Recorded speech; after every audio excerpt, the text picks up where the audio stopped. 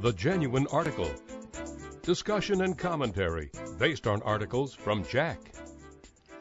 Hello, I'm Tony DeMaria, the editor of JACC, and I'm here to do another issue of the Genuine Article, and we're going to discuss a manuscript that's in press in JACC that's very, very interesting. It's from Dr. Majboom and Associates, and it's a multi-center study that looked at the diagnostic accuracy of 64-slice CT angiography in the identification of coronary artery disease in patients who were already scheduled for cardiac catheterization.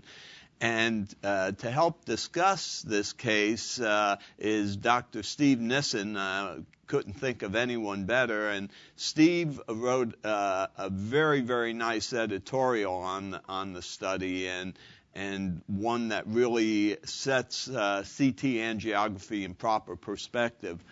So, Steve, you might review the specifics of the study quickly before we get into our discussion about CT angiography. Well, this study, like almost all others in the field, shows a high negative predictive value for the test, but a relatively low positive predictive value.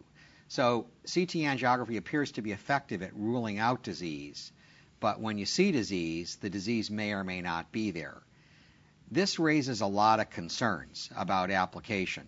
You know, we have a tendency in our field to rush to judgment. Every new technology has to be used by everybody. We've got these CT scanners going in some doctors' offices, and of course, to a man with a hammer, everything looks like a nail, so they're getting used. So, as I recall in this particular study, the patient population was appropriate, and in fact, there was a good level of disease. Many of these studies have dealt with only very low-risk patients, and so the negative predictive value turns out to be absolutely spectacular, because it would have been good even if you didn't do the study. But as you point out, although they were able to identify disease frequently in patients, when we went to vessel specificity, it was a little less accurate. It was. And we need to understand that the angiograms that are made with CT angiography are not very good. The quality is poor. There's a lot of artifact which can look like a lesion. And so some of those lesions that are seen really aren't there. But there's a deeper problem. And the deeper problem is that I have believed for many years that the stenosis is not the issue. It's the impact of the stenosis. And so all of our history that we've learned in developing nuclear scintigraphy and exercise echo was designed to find out whether an obstruction was significant, was producing a functional impairment. CT angiography doesn't give you that. All it does is tell you that there is something in the coronary. And so for an expensive test, one that involves a lot of radiation, enough radiation to induce cancer in some fraction of people who actually undergo it, and doesn't tell you whether there's ischemia there or not, I don't see where the value is at its current level of development. Well, the line pair resolution certainly isn't the same as conventional coronary angiography, as you point out, and that does lead to some problems. I think there's a consensus that for screening this may not be a great technique, and you coined the term luminogram, and that's really what we get. Do you think that if the technology is enhanced, and in fact if it can show us the vessel wall, that this could ultimately be a very useful technique? I think if you look into the distant future, that's possible. But you have to think about what resolution you need.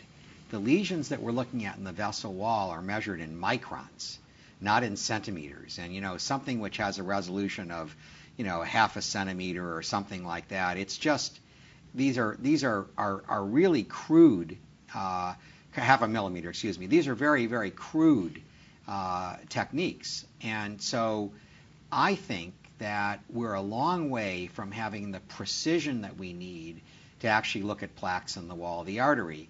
And it's a really big stretch. Not to mention the fact that the temporal resolution of the technique is relatively poor. And so you have to gate and you have to try to stop motion. We learned decades ago with digital angiography that it's very hard to stop motion and to gate these images. So there are many, many problems to be overcome. My concern is that if we suddenly start using this everywhere without ever validating its performance in relation to nuclear scintigraphy and exercise echo, we could be taking a step backward. Well, I think your point's very well taken.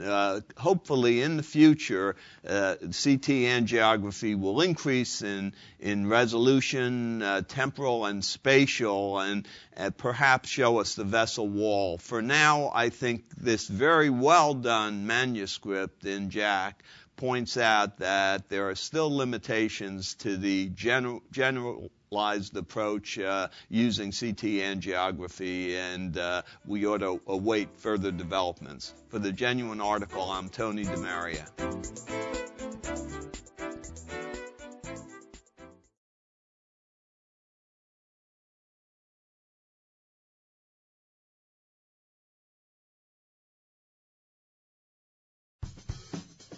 Have a question or comment about a CVN story? Send us an email at cvnfeedback@acc.org.